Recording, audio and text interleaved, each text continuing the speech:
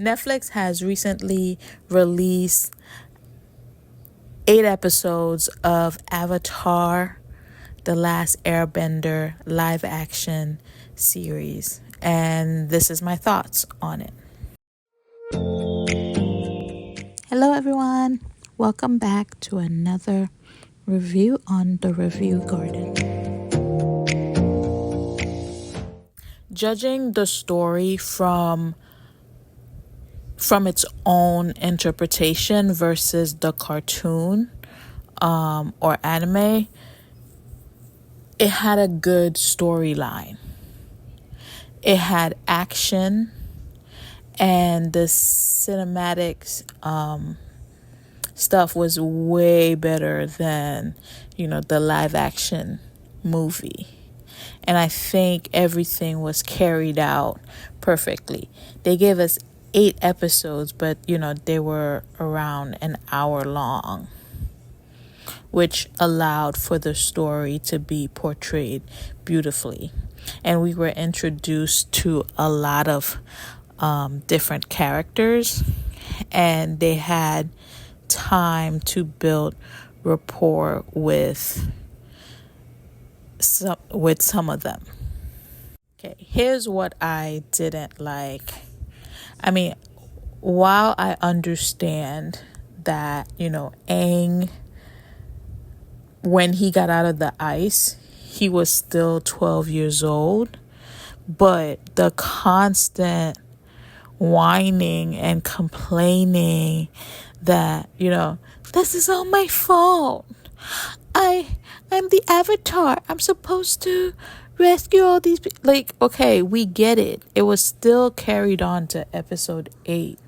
And I'm like, dude, you just pretty much saved everyone. While I understand there were some people who died, but you still rescued everyone. And like many have said in the show, it's time to focus, on the future. And, take what was from the past. Don't focus so much on the past. Take what was in the past and focus so much on the future.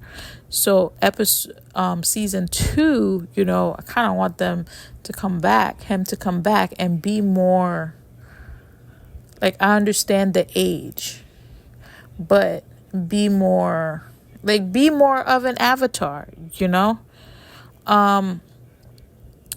and I guess each of the previous avatars were speaking from their own experience, but each of them kind of sounded bitter. And this is not on my rating. This is just, what I got from it all.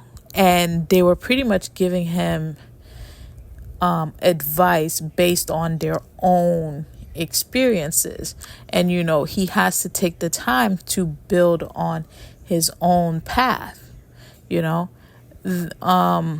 If he feels like having friends is the best way to fight the war, then that's what he should do.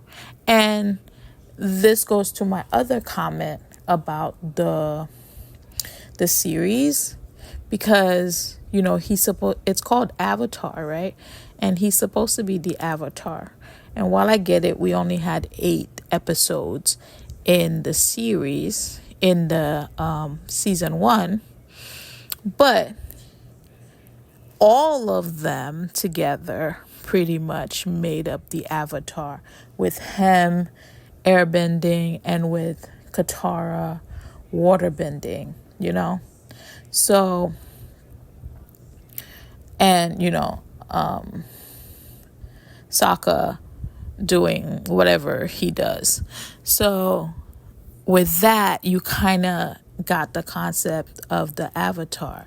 But for me, he didn't master anything for the whole season. He stopped where the earth is. He stopped where water is, and he stopped where fire is, and he didn't pick up anything. And it was just airbending for the most part. So I don't know, that to me just kind of a little, even if he did just a little bit, like he didn't have to master it in the first 8 episodes, just if there was something, to kind of make it look like, oh, okay, he's the Avatar. He knows a thing or two, I would give the first season an 8 out of 10.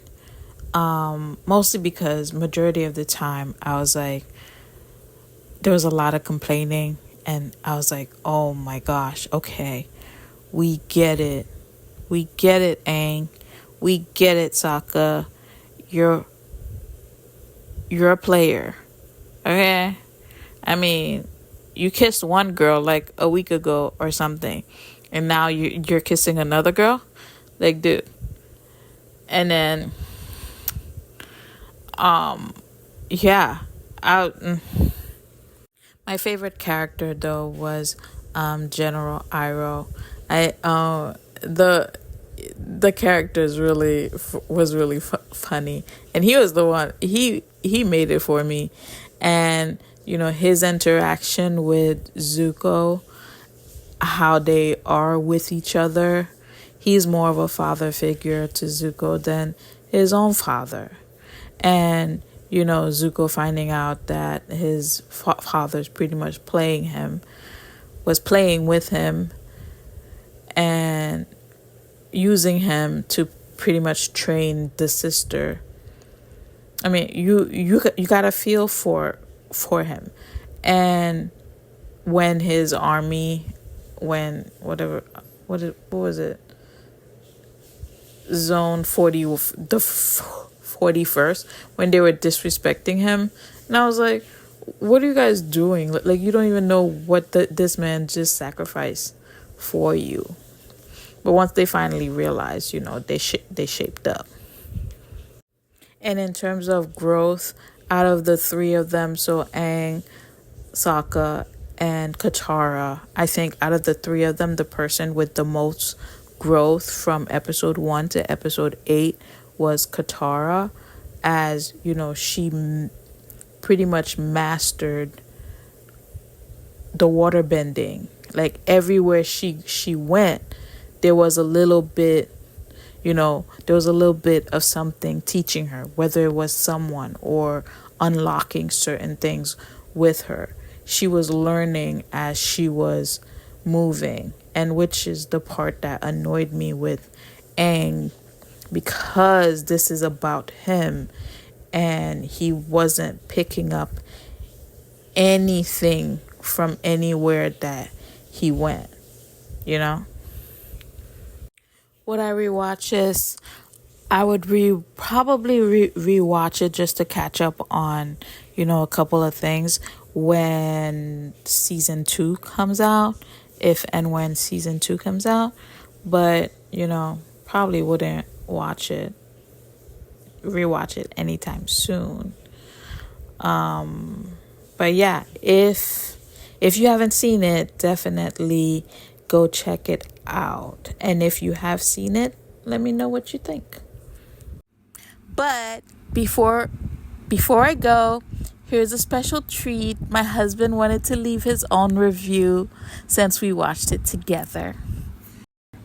So, I gotta say, growing up with the animated series, while it's all well and good, you have to view it as its own independent show itself.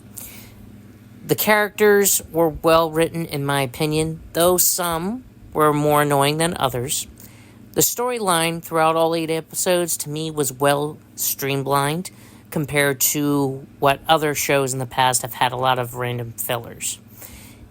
Someone who has not actually seen the original animated series, I would say this is a solid 8 out of 10 to watch. But I would highly recommend that you watch the animated series after you watch the live action. And this wraps up our journey on the Review Garden. Thank you for joining me today as we explored this drama. If you enjoyed this reaction and review, please remember to subscribe for more insightful videos. Don't forget to like this video and share your thoughts in the comments below. Your feedback helps our channel grow. As always, I'm truly grateful for your support and for joining me on this journey on the Review Garden. Until next time, and happy listening. Bye.